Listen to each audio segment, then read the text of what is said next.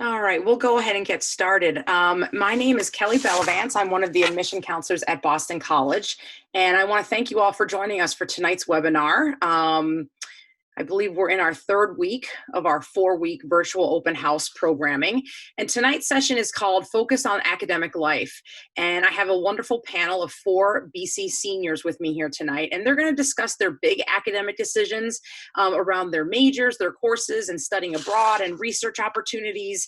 And we're going to talk about all that kind of academic stuff tonight. And I find that when I talk to prospective students, when you're a junior and senior in high school, there's a lot of questions around this stuff and how does it work at BC, and what if I change my mind, and what kind of resources are there to help me along the way.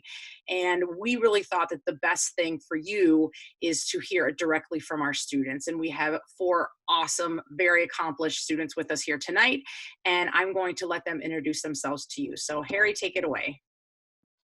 Great, thanks, Kelly. Hi, everyone. Nice to meet you. I wish I could see your faces, but we'll make do with this for now. But my name is Harry Shanmugam, and I'm a senior, which is crazy to say, from Hopkinton, Massachusetts. Fun fact where the marathon starts. I'm in the Carroll School of Management, studying accounting for finance and consulting, and also doing a double major in biology in the College of Arts and Sciences on the PreMed track. A really formative experience I want to talk about is actually a class I took my first semester freshman year. And it's called Portico. It's the introductory business seminar that we have in the Carroll School of Management.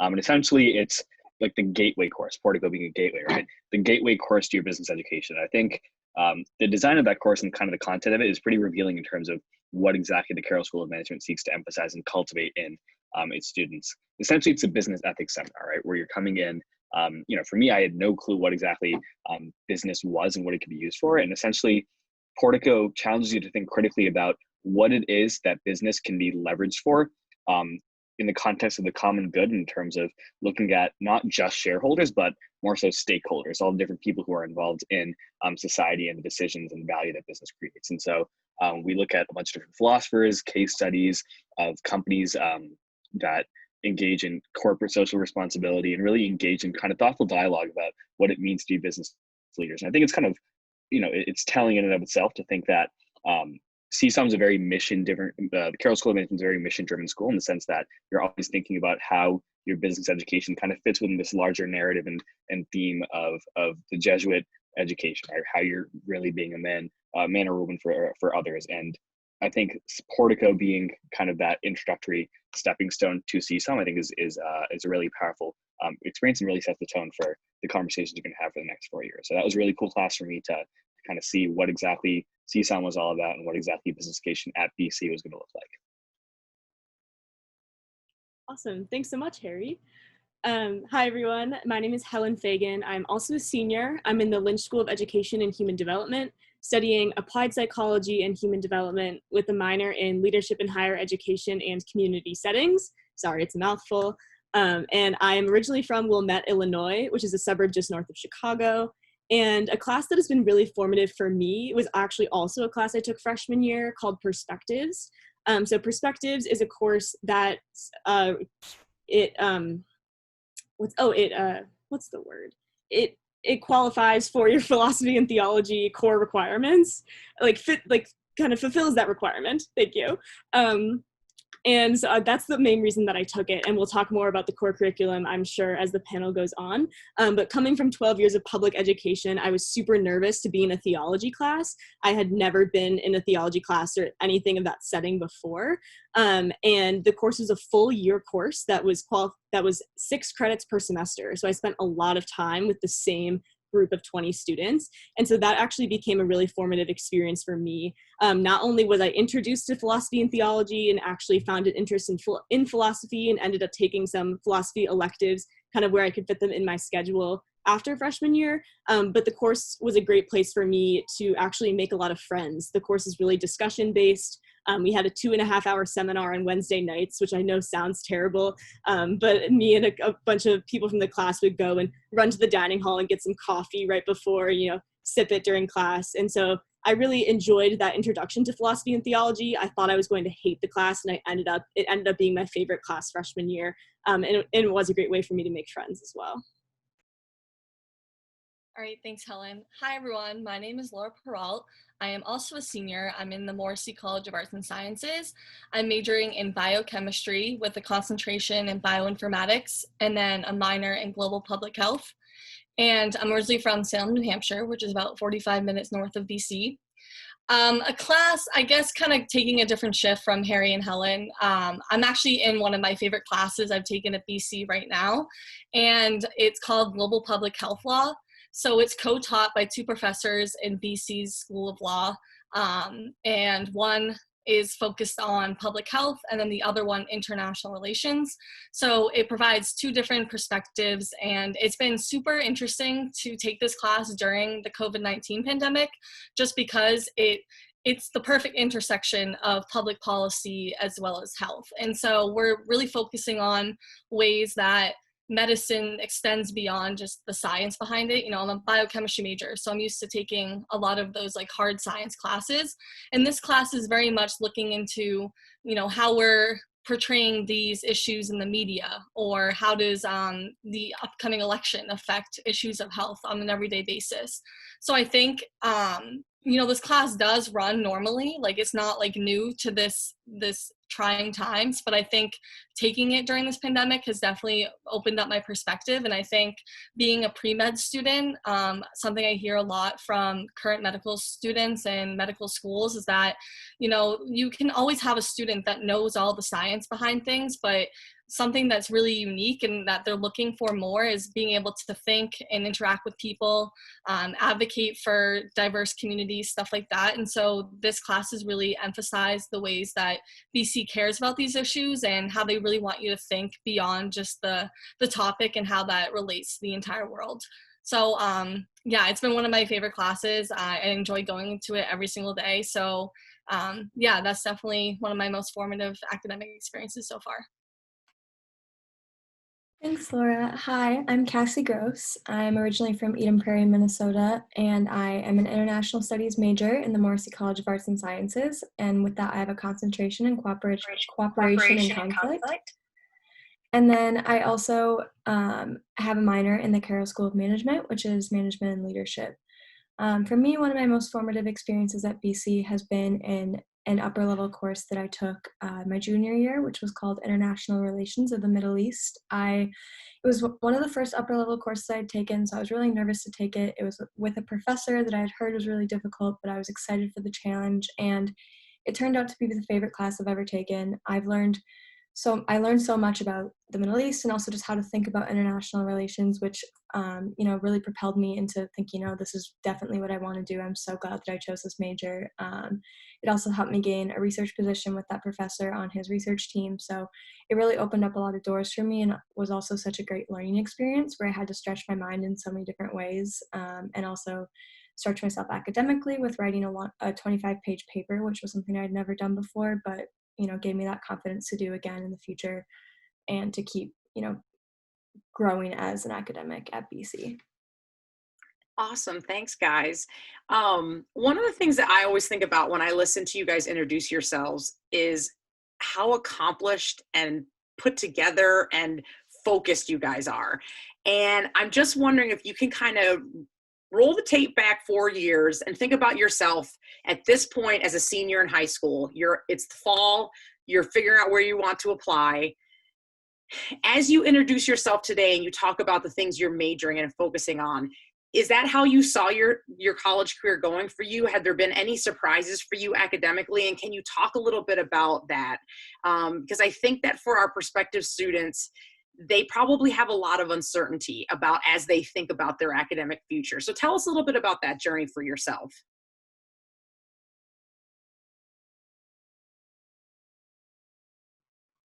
I can start on that. I think, at least for me, I kind of came into BC knowing that I wanted to be pre-med, and that's been one thing that's kind of been constant throughout that. But the other contours of my experience were just things that I really came in with no real expectations. I think I came into college wanting to try to find an intellectual passion. You know, I knew I was broadly interested in a bunch of different things, and took the advice I got on one of these panels of, if you even have a mild passing interest in business, apply to the Carroll School of Management because it's easier to transfer out of it than it is to transfer into it. So I did that, and kind of simultaneously went with the biology major. And so ended up kind of falling into it where I took my first semester, like a couple pre-med classes, a couple business classes, and absolutely loved it. And I think for me, it was one of those things where it was just a series of self-reinforcing decisions where each semester I found myself continually drawn into both my science classes and my business classes. And I found that over time, the intersection between those two kind of made itself evident, right? I think at BC, I discovered kind of the world of public health and health policy and health systems, and the interplay between the two of those and what I want to do in the future with medicine, what I want to do kind of outside of clinical practice was something that I discovered at BC through research endeavors, through conversations with upperclassmen, through conversations with professors and mentors. I had no clue that that would kind of be where my academic path led me, but it was by being open to trying new things that I was able to kind of explore that. And so I almost think it's easier to almost kind of come into college with this idea of like, explore, like kind of like revel a bit in like the beauty of being able to try a bunch of different things in college and then connect the dots backwards almost, right? Where you've kind of taken the slate of classes. What is a trend and the theme that almost emerges out of there? What are the things what are the things and the themes that for you end up being most compelling, and then kind of honing in on that, be it through research or be it through, a potential career after graduation. I think that's a really good way to explore that. So for me, I actually came into Boston College as an applied psychology major, which is somewhat rare considering we do have a psychology program in the Morrissey College of Arts and Sciences. Just a quick note, applied psychology is a little bit more mission-driven on social justice and more focused on a person-to-person psychology, preparing for like therapy or counseling, as opposed to just brain theory. But I was really excited about the applied psychology major and came to BC pretty much for that, and was like, all my 4 years, I'm only going to take classes in the Lynch School. I love applied psychology. And I was right. I do love applied psych. But I've also found that it's been a really broad major, and in trying to figure out what I want to do with it post-grad, it's been a little bit trying and figuring out, do I want to go into HR? Oh, I don't really like that. Do I want to do therapy? Oh, I don't really like that. And so something that I have found is a really big strength about BC is its 4 different undergraduate schools and the ability to take classes in between the schools. Because I really thought that I would never take a course in the Carroll School of Management. I never saw myself as a business person, wanted to avoid it like the plague. But I'm actually taking a class this semester called Design Thinking with Professor Christy Dickinson, who actually worked at Apple for 5 years and then decided it wasn't for her and came back to teach at BC. And it's been super amazing kind of figuring out how my applied psychology studies can actually fit into the tech world as a kind of human-centered design focused, and figuring out how I can take what I know about people and then actually apply it into a different realm. And so it's been honestly one of my best classes that I've taken at BC so far, and also hearing from someone who has such real world experience. She worked on the Apple Watch and has told us so many little bits and pieces about it. And so it's been really great. And I talked earlier about how I loved my philosophy classes as well. So definitely dabbling in the different schools that BC has to offer has been my biggest surprise. Okay, thanks, Cassie. So in high school, I was very much like science and math focused. So when I came to BC, I knew that was going to be the trajectory that I wanted to take, but I also didn't know about the specifics within STEM, and I was willing to explore that when I came to BC. So I came in as a math and chemistry double major. And then through the classes I took my freshman year and interacting with professors, I quickly realized that there was a lot more like niches within STEM that I could pursue, one of which is biochemistry, which is now my major. And then at the intersection of my 2 original majors is bioinformatics, which is more like computer science and computational biology. So I definitely think that I never would have known about these like subsets of biology if I didn't come to BC. I think that they did a really great job my freshman year of kind of introducing me to all these different types of biology and all the different subsets you can pursue. And then I was able to take a few classes in each of them and decide where I kind of fit into all that. I also think an interesting thing is my minor is through the Schiller Institute, even though it's not technically finished yet, they still are offering some of those programs to students. So when I came to BC, BC, I didn't even know that was going to be a resource for me. And I think that just shows like the ways that BC continues to surprise me as a student. I'm a senior and I'm still finding out about resources every day that I didn't know existed. So I think in terms of my academic experience, I definitely have been able to kind of look at different realms within the STEM field, but then figure out like what I exactly want to hone in on. So I came in with a general idea of what I wanted to do, but now I've just been able to really pinpoint like where I want to go in the future.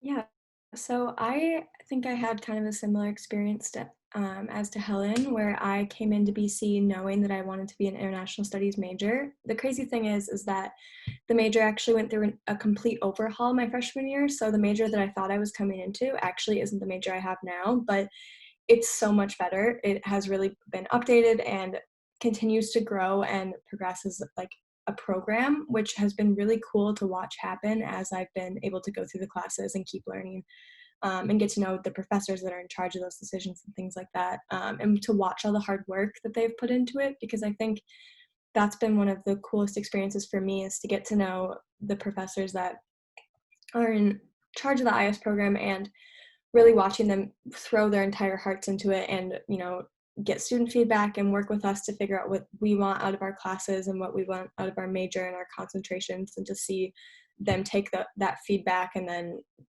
put it the way that they think that it should move going forward, and to keep looking for professors and just keep innovating. I think it's been such a cool experience to watch as a student and to get to participate in, and to get that experience in those classes. The other thing that's really cool about the IS major that I didn't know going in was that there's different concentrations. And so me being able to choose my concentration, which felt like a really big decision when I was making it, and it definitely has changed the classes that I've taken and things like that, but also getting exposure across the different concentrations as I want to, and also having like core requirements that we all learn the same, theories and things like that within the major has been really valuable to make those connections with other students and then the professors as well. Awesome. I think all of your answers really help to illustrate for any undecided students out there that they don't have to have it all figured out coming in, and there's a lot of growth to be had in your 4 years of college. So that's awesome. While you're on that rewound tape, think about when you first came to your first orientation before freshman year. How did you figure out what classes you were going to take? Who helped you with that? Did you just throw a course guide up and throw a dart? How'd that work out? Yeah, so back that far. honestly, I do really remember my orientation, which is wild. I'm like 4 years ago, but it feels like yesterday that I came to campus for the first time. So during orientation, there's like a variety of orientation leaders who are usually upperclassmen, and there's bound to be some overlap with your interests and what they've taken throughout their time at BC. So when I was here, there was a senior who was a chemistry major, and so he was able to really sit down with me and walk through my interests. Should I be taking more of the core classes to get a better grasp of what I want to pursue? If you are more undecided, then that's usually a good way to go, because you can kind of dabble in all the different areas within the core curriculum and see if anything jumps out at you, and then kind of go from there. But if you already know what you're interested in, like I knew I was already interested in STEM, I took some intro level biology and chemistry courses and kind of confirmed that was my interest. So I think the fact that you have 25 to 30 orientation leaders, definitely utilize those as a resource, because they're going to have that lived experience through BC. They're going to know like what classes were engaging for them, what professors they would recommend, and just kind of getting to know them as people, and then also like the other people at your orientation, kind of figuring out like what they're interested in. Maybe you can meet someone to take a class with them. So definitely utilize those resources during that time. You're also assigned like a formal academic advisor during orientation. For the Morrissey College of Arts and Sciences, it might not line up with your major, but if you're in the pre-professional schools, like you will have an advisor who is a faculty member in that school. And then when you're actually registering for classes, all of the academic advisors are literally sitting by your side as you do it. And so I was in Lynch, so I can't really speak for the arts and sciences students, but from my friends, I've heard that even if their academic advisor that they were assigned to at orientation didn't know, as much about the international studies program as they wanted to, then that advisor was also in the room. There are advisors from every major in this big room. And so then they were able to go and ask questions. And then for me, I actually had the same academic advisor orientation, and I've had her all 4 years. But I think Lynch is one of the smaller schools on campus. Only about 5% of the student body is in the Lynch school. And so I think I lucked out for a bit there, just, based on pure chance. But it's been great. And then if after orientation, you are assigned a formal academic advisor that then will correspond with your major as you move forward. Awesome. Tell us a little bit about your relationship with professors. Do they want to get to know you? Is it easy to meet with them? Yeah. So I have always been a pretty shy person, I'd say, especially coming into college. So the idea of meeting with different professors terrified me, especially if I didn't feel like I had anything to talk about. That was always super intimidating to me. But professors always have office hours. I found it even freshman year so helpful to go in and ask them about questions before an exam. I always would, write down a question I wanted to ask before I went in, so I knew that I had something to talk about, and then the conversation would flow from there. But I would say, especially as I've progressed throughout BC and gotten to know more professors that are more specific to my major and more interested in the research and things that I'm doing, my relationships have really progressed and continued to blossom. So I found that as I've gotten older, it's gotten a lot easier to have those conversations and just to, chat with them about different things and to really get to know them as people, which I think has been such a great opportunity at BC. And the professors really do want to hear from you and get to know you as well. Yeah, one of my favorite statistics is I had 5 professors my freshman year fall semester, and 4 out of the 5 of them invited our entire class over to their house for Thanksgiving. And so I think it just goes to show the type of relationships that you're building with professors, right? Where it goes far beyond just, far beyond the classroom, like an instructor-student relationship. I think even beyond a mentor-mentee relationship, and really into professors genuinely want to get to know who you are, want to know what you want to do, want to know how they can support you, just want to get to, want to engage in good conversation with interesting people, I think. And so for me, those have been some of my most rewarding experiences at BC. Those conversations in office hours, as Cassie was mentioning, about things that are, either related to the discipline and are kind of delving and really unpacking into some of the really complex stuff, or just completely unrelated to that, or even out of office hours at dinners after TAing for a semester, or as part of professors that I'm doing research with. I think those opportunities kind of come fast and furious, and I think it's a good thing. And it's I think one of the strengths of BC that it's an inherently interpersonal school, especially across tenures, across disciplines, across different walks of life. And I think that's kind of the beauty of the university in general. Great. Tell us a little bit about your experience in the core curriculum. So just for all of our people listening, the core curriculum is something that everyone takes at BC. It spans 10 different disciplines and it's 15 courses. And I think sometimes when you're sitting in high school and you hear BC talk about the core, it doesn't sound that great.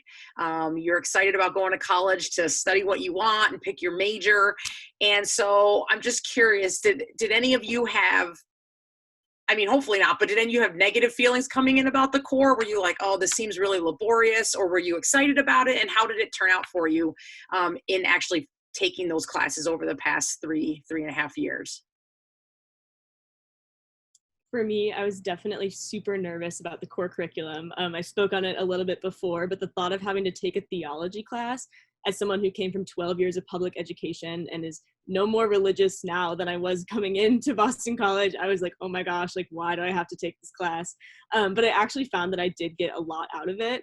And even though there are some core curriculum classes that I took and was like, oh, that was super interesting, but I never really need to take another class in this discipline, I found them all to be really rewarding. Actually, one of my biggest mentors and professors that I interact with at BC is actually my globalization professor from first semester sophomore year. So globalization was a course that I took for the history core, and I it was just a history class. I'm not super interested in history, but I thought that the professor was super interesting. He does all of his research on Southeast Asian history, which is a history that I'd never really learned about before. So I ended up going to his office hours a lot, and we actually still keep in contact. And he actually just wrote a book and sent me a copy of it to read. And so definitely, I feel like the core curriculum really does, it really surprises you. Anyone else? I think also the real value out of the core is what happens after you've taken some of those classes. And this is, I think, back on my like soapbox about the university in general and like kind of the conversation between disciplines. But I really do think there's something to be said about having a certain breadth and kind of holistic nature to your education, in the sense of some of the things that I've learned in my philosophy class and my history classes. There are actually a lot of interesting parallels and intersections between my biology classes and my business classes. And I think what really sets, people who make an impact in their fields later on, what sets them apart, I think, is the ability to realize those shared connections and those patterns. And I think that's a very intentional decision made by Boston College in terms of trying to prepare the students to recognize those connections, to recognize those different dynamics that are out there. And so I think leaning into the core is a great way to really get the most out of, again, that holistic Jesuit education. Great. Tell us a little bit about the academic culture at BC. Do you work in groups in your classes? Do you have a lot of discussion-based classes? Is it a cutthroat environment? What's that culture like at BC? Yeah, I can jump in on this because I think that was probably my biggest fear coming into BC as a freshman and being pre-med. I was like, that's just not like who I was in high school, and I didn't want to be put in an environment where I felt like I had to compete with everyone around me all the time. And so definitely was nerve-wracking coming in, but it's definitely not the culture that I've experienced in all of my classes. People are very much willing to sit down and do a lot of group work together, having study sessions before an exam. So for any classes that are bigger than 100 people, you're broken up into discussion groups, and that's led by either a teaching assistant or usually teaching assistant, but then that kind of gives you a better opportunity to meet your classmates like on a more personal level. And I thought that those were really informative for me to make friends within my major. That way we could have those study sessions. And I think too, an interesting thing in the library, we got two main libraries on campus, but in O'Neill, the first floor has this room that's all whiteboards on the walls. And so that's usually a really interesting, whenever I walk by it or whenever I'm in it, I think it's always cool because you can see how collaborative people are. People are just taking markers and writing on the walls, working on problems. It progressively gets louder quieter as you go up the floor. So that one's definitely the more working, in groups and pairs and stuff like that. So I think that's always a place that I go whenever I feel like I need to be motivated, because I see everyone around me who's having these conversations and working towards the same goal. And I think it's a really cool environment to be in. I think kind of a cool illustrated example of that is I've actually been in classes with Cassie and Laura at BC. So freshman year, Cassie and I had, I think this 14-person philosophy seminar together. And our class had a group chat, despite, our only connection was really being in that class together. And we had a group chat. We'd kind of talk about the stuff that was going on in class. Our professor had a lot of opinions that at times we disagreed with. And so we'd, at the end of the class, we'd debrief in the group chat and we'd kind of talk about the assignments and things like that. And Laura and I had sophomore year, our bio lab together, our bio lab class. And so we're actually in the same group. And I actually remember working in that O'Neill room that Laura was talking about in our final poster presentation at the end of the semester. So I think this goes to show that there's a lot of opportunities for obviously group work, but also for just this general kind of we're in it together kind of vantage point for your classes. It's so funny. I've never been in this room in the library you guys are talking about, but as you described it, all I can picture is the Big Bang Theory and how they always have the whiteboards in their apartments and they're doing all their physics work on it. So I'll have to check it out in the library because I'm sure it looks different than the set of the Big Bang Theory, but that's what I'm picturing in my head right now. So one of the things I get asked about a lot as an admission counselor is the ability to do research at BC. And I always talk about how many opportunities there are, but I know that our students would love to hear about some of your research that you've done at BC. Yeah, I can start with that. I think coming into BC as someone who is interested in social sciences and history, obviously international studies, I never really thought that research was going to be big part of my time at BC really at all. I didn't know that there'd be any opportunities. I didn't know if I'd find any. I'd heard that it was possible, but didn't really think that was something that I was necessarily going to happen upon. But I spent a year doing research with one professor on a team that looks at political violence in different parts of the world. And then now I'm doing research with a different professor looking at global movements and global citizenship, and then also helping him out with just various other things that he's planning for the year. So I think that has been such a cool part of my experience, is being in social sciences and also having the opportunity to do research that I thought was reserved for, bio majors and chem majors and people in labs. So I think that's been such a cool thing about BC, and also that professors are looking so much for undergrads to help them with their research. That's really unique to BC, and it's been something that I have been so lucky to be able to take advantage of while being here. Yeah, I think at BC, something that's really special is that those research relationships can come about really organically. I work in a lab on campus called the Motivation, Metacognition, and Learning Lab. It's within the Lynch School of Education, and I've been working there since I was a sophomore. But how I actually got the job is one of my professors from freshman year. I took his psychology of learning class and loved it. But then we didn't really keep in touch. And I saw him that next semester in the Chocolate Bar, which is one of our like little coffee shops on campus.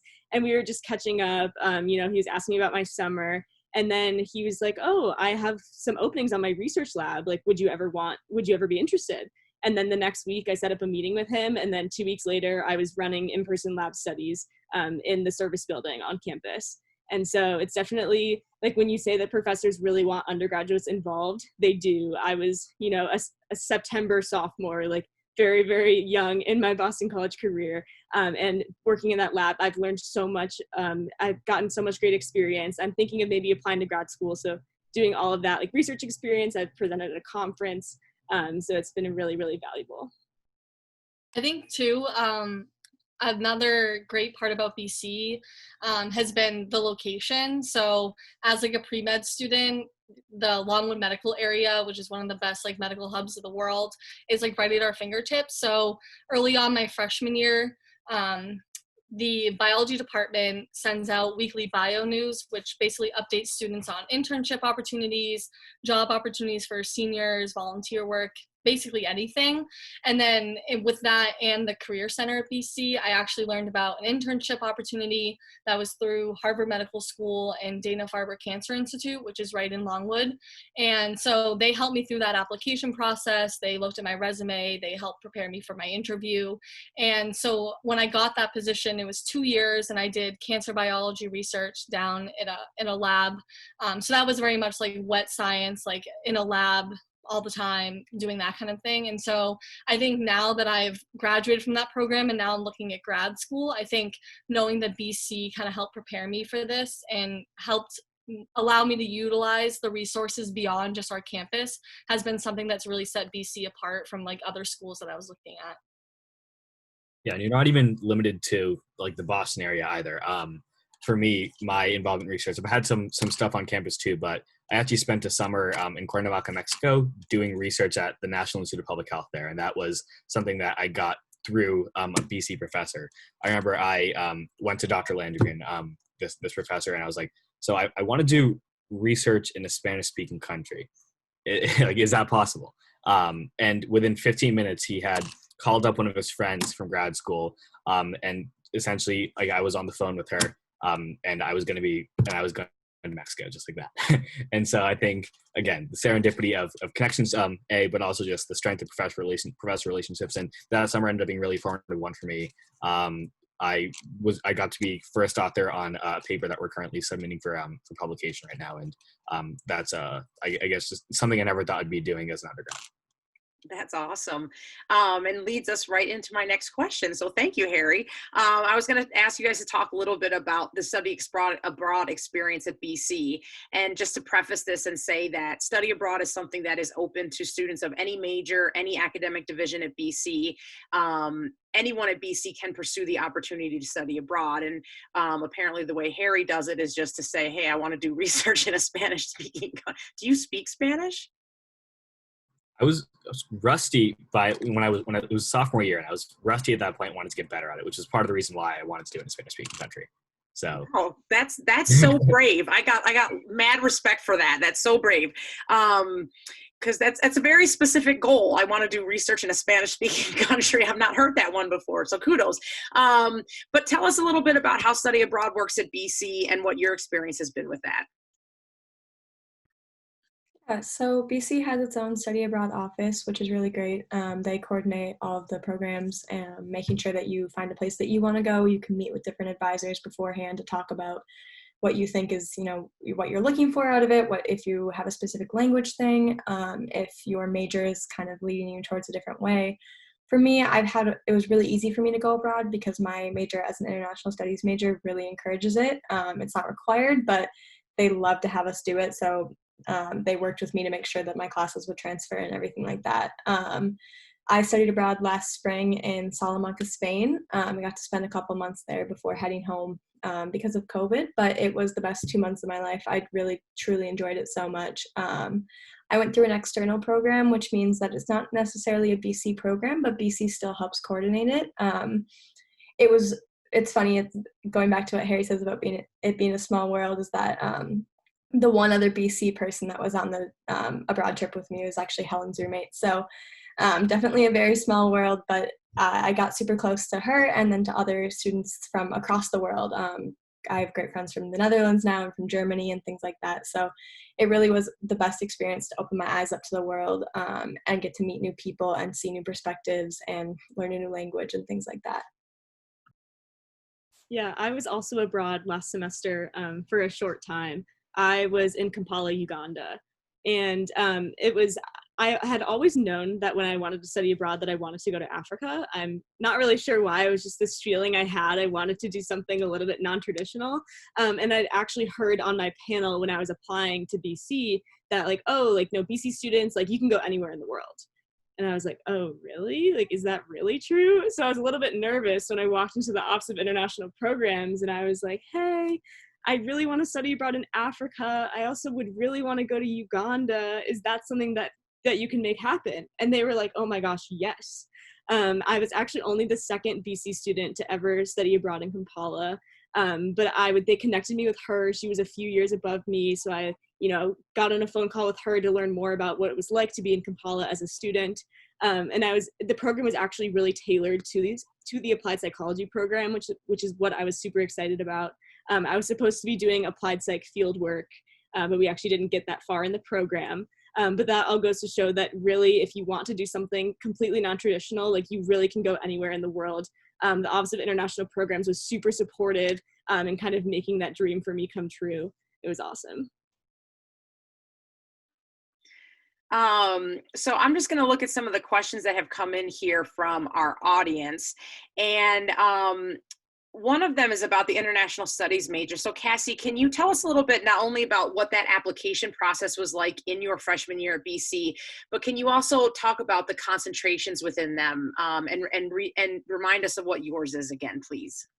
Yeah, so I'll start with the application process. So you apply as a freshman. You don't apply coming into BC. You apply during your first year at BC. So it's nice because you can have an idea during freshman year that you want to try out some classes and see if that's something that you're interested in and then apply to it. But you do have to apply your freshman year if you want to get into it. That is the one caveat. But you apply by submitting, a little bit of information about yourself, the languages that you've taken, why you want to be an international studies major, and then a short paragraph or two about some prompt that they've given you for that year.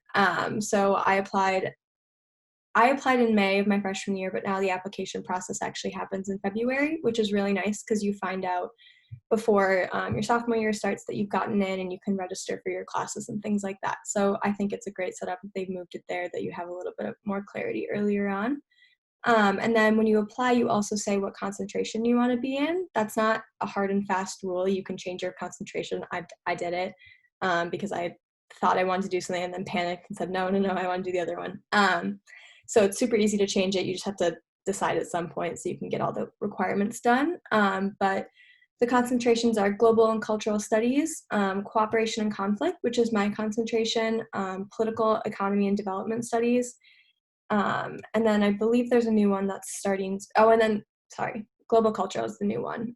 Ethics and social justice is the other one that we have. So it's pretty spread out across the concentrations. I would say a lot of people my year are cooperation and conflict, but more people that are younger are more split up between all of them. I don't know why that happened, but just seems to be what I've noticed. But I think what basically happens is that there's about 7 classes that everyone takes that are the same across the concentrations, and then you get a little bit more specific within your concentrations and have different requirements within those. So it's a really great way to kind of focus in on your studies with that.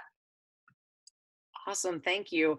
We've had a couple questions come in directed really at Harry about the idea of being business and pre-med. And I think there's some wondering out there about how challenging that's been, how common it is, and do you have any words of advice for students maybe looking to do the same thing?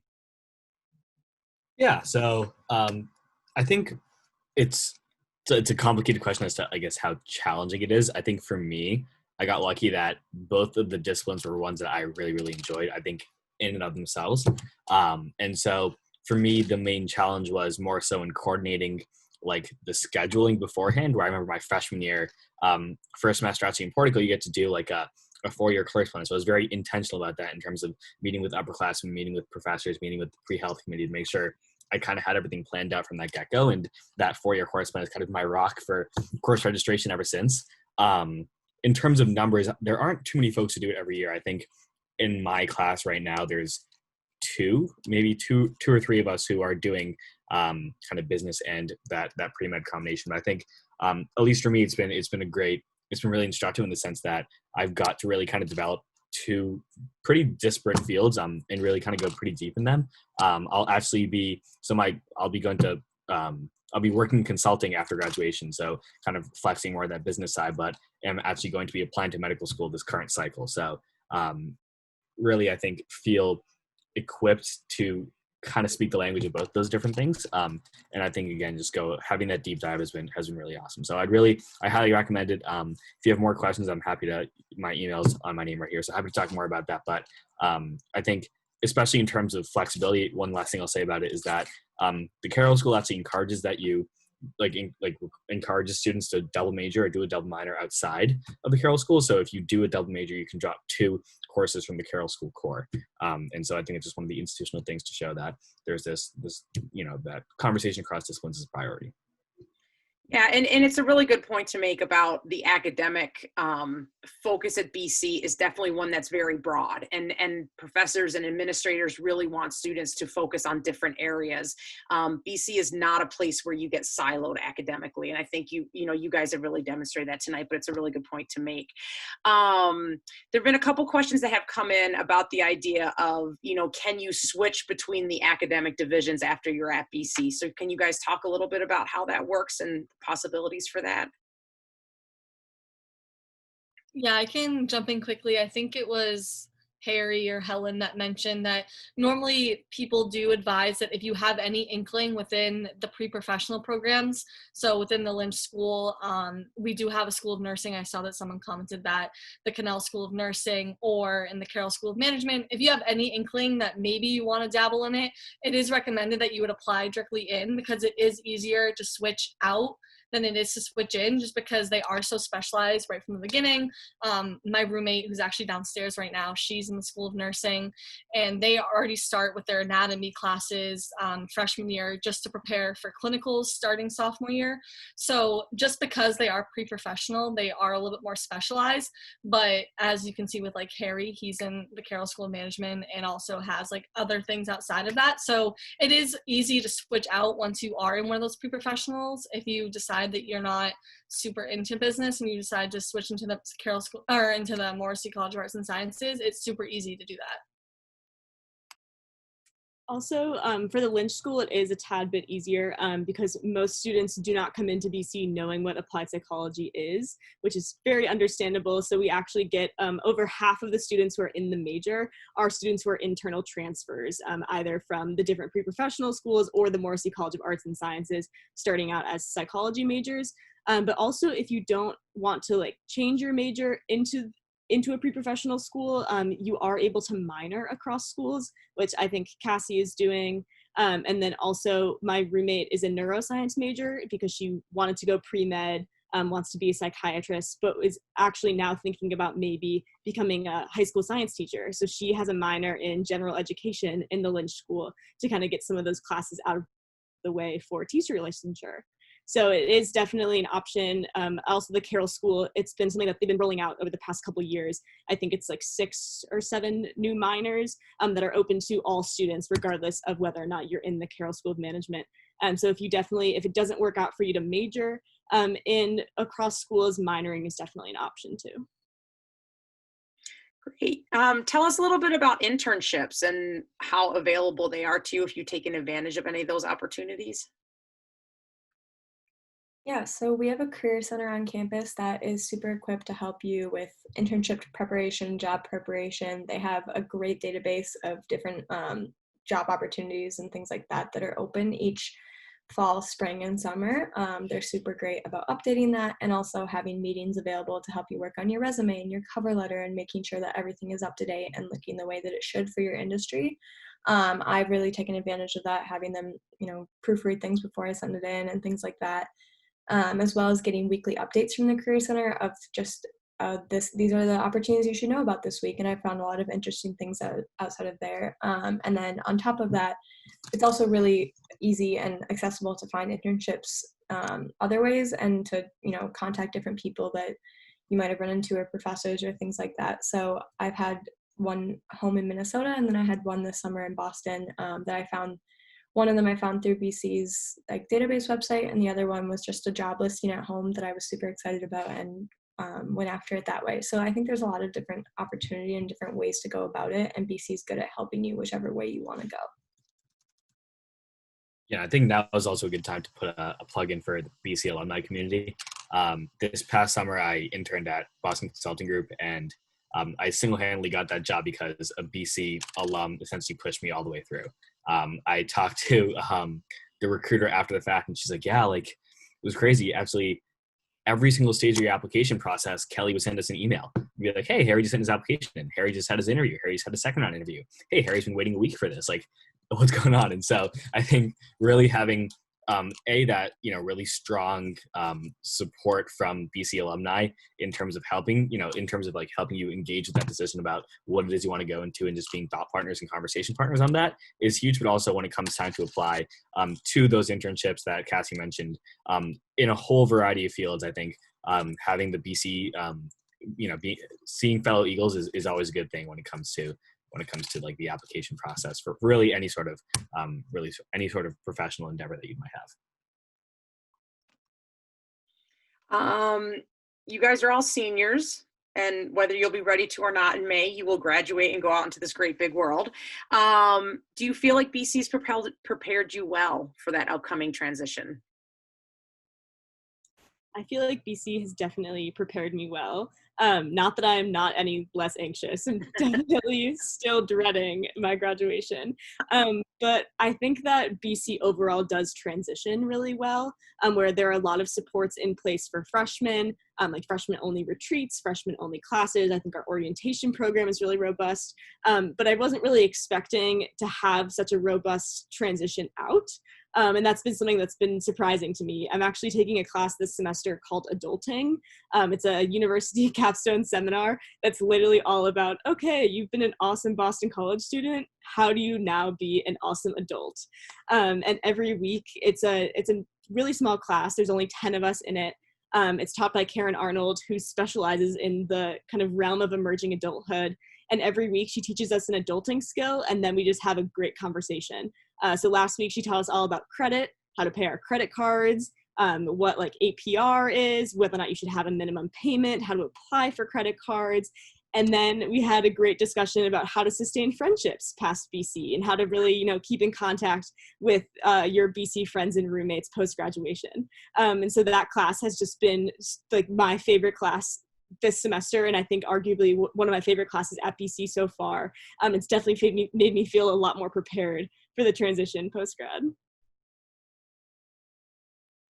I think, looking back on the last 3+ years now, I think when you come into college, or I guess when you're leaving college, if you're the same person when you're leaving college that you were when you came in, I think college is doing you a disservice.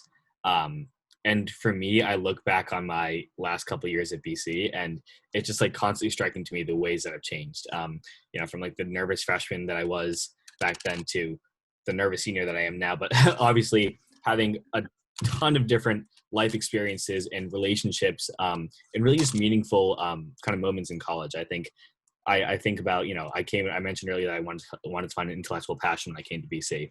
And I found that I've been able to really explore the world of public health and health policy. And I've been able to really do some really meaningful work within that has taught me that has informed what I want to do in the future. I think about kind of personally where I was, and I feel like I've grown so much as a person, as a friend. And I think about, just again, this idea of going off into the world right now. I feel like I'm grounded in a sense that I know I'll always have the BC community with me, right? There's the friends I've made here, the mentors I made, and just, I think the experience that I've had at the Heights that I think will always be informative for me and will always kind of be life-giving. And I think that's just something that I'm so grateful for, just, looking ahead into that. Can't believe you mentioned that we're going to graduate in May, Kelly. That was a low blow. Sorry to bring it up. Helen, that adulting class, I was really hoping you were going to give examples, because for a second I was like, what's an adult skill? Like, it was like a stun gun to my brain. I was like, I don't even know what that means, and I'm an adult, so I think I should know. We learned how to sew on a button a couple weeks ago. I can't do that. Yeah, I said that on a panel with Chris O'Brien, and he was like, I don't know how to sew on a button. So these might be fake adulting skills. I don't know. No, some adults can do that. And it's, my mother's not very happy because she did try to teach me, but it's just one of those skills I couldn't quite get. But that's an awesome class. Everyone should actually have to take that. Like those are really important things. And I kind of like want to come to that class, even though I would be too old for it. So I think the last question for tonight, I kind of like to ask this on panels, and I think it's a nice closing question. And Harry, you kind of alluded to this a little bit about the change that you guys go on in your college career. Thinking back to where you were 4 years ago, thinking where the students are who are watching us tonight, what advice would you give them about this college search process? And as they're staring down the barrel of their whole senior year, what advice would you have for them as they look to go through this? I think my biggest piece of advice for anyone going through this is that, first of all, it's stressful, and it's okay that it's stressful. It feels like a big decision. That's because it is. It doesn't necessarily change your whole entire life, but it will affect the way that it goes. Not in a good way or a bad way necessarily, but it's a path that you're taking, and I think that's important to recognize and to give yourself space to think about that. My biggest thing is that it's so hard to make that decision, but no matter where you end up, it's going to be a good place for you because you're going to make it a good place. No matter where you are, no matter what college or university or post-grad opportunity that you take part of, it's about what you put into it, and about the connections that you make while you're there, and the people that you meet, and the professors that you get to connect with. And it's really about going into that experience with an open mind and knowing that your path might change as you go, and being okay with that. So I know it's a very stressful time right now, and this is a big deal and a big decision to be making, but just trust your heart and trust yourself, and know that you know what's best for you.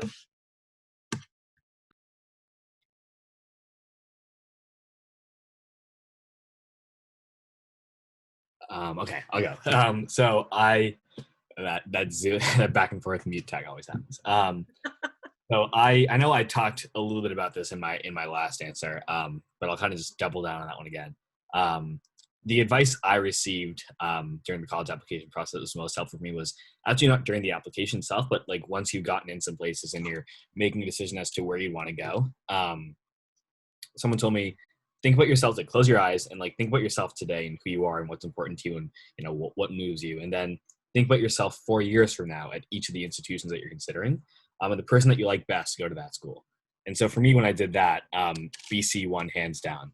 I think if some of the things that you've heard today on this panel about the culture, like the academic culture, the things that we've gotten out of it, the relationships that we have with professors and our peers and our upperclassmen, if those things seem important to you, then I would encourage you to kind of think more deeply about BC and maybe look into it, just because I think for me, those have been the things that I identified as, the most important about BC when I was a high school senior.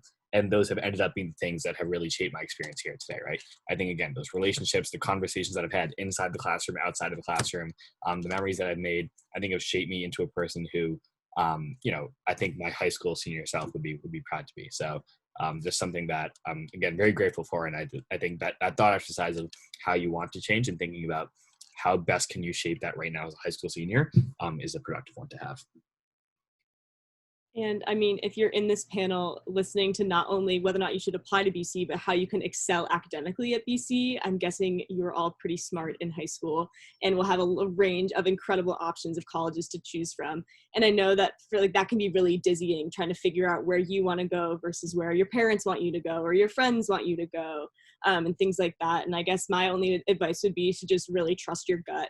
And looking back to figure out how I came to BC, looking at my senior year self, I'm like, wow, like, I'm not really sure why I chose BC. Like, I chose it, but it's the best decision I ever made. And just looking back, I'm like, wow, like, if I could go back and thank senior year Helen for doing this, like, it just completely has changed the way that I walk through the world. And I just knew in my gut that this is the place for me. And I think that if you listen to your gut, that you'll end up, where you should be. Yeah, I guess I'll round it out. I'm still grappling with the whole idea that I'm a senior, so I think kind of going back 4 years is pretty comforting for me. But I would say honestly, like, no matter where you end up, whether it's BC or not, I would encourage you to just not have expectations going into it. Like, don't have a set plan that you feel like you need to follow all the way through. When I came into BC, I felt like everyone around me was like already had everything figured out. Even my friends from home, like where they went to school, I felt like everyone was having a great time making friends. At BC, everyone seemed like they knew each other, and it was super overwhelming my freshman year towards the beginning. And I think that was because I had these expectations of what I wanted my college experience to be like, and they weren't always meeting that. And I think I set myself up for failure at that point because I wasn't being open-minded when I was meeting new people or going to new classes or really branching out. And so I think I reached a critical point in my freshman year where I was like, okay, I just want to take a step back and look at the things that are important to me. And so that allowed me to branch out more, interact with people in my classes, go to office hours more. And I think just the ability to kind of leave those things behind and kind of just live every day, no matter where you are, it's going to end up being a great experience for you. And I think just keeping that in mind when you go in, it's going to be your home for 4 years. And so you really want to make sure that you're taking it all in and making it the best experience that you can. Oh, you guys are so good. As an admission counselor, I can echo everything they just said. They could do my job for me because they just gave you some really, really great advice. And I want to be respectful of everyone's time and how much time we're spending on Zoom. I know we did not get to all of the questions, but as Harry mentioned, the students do have their emails up in there. My email is right on the admission webpage.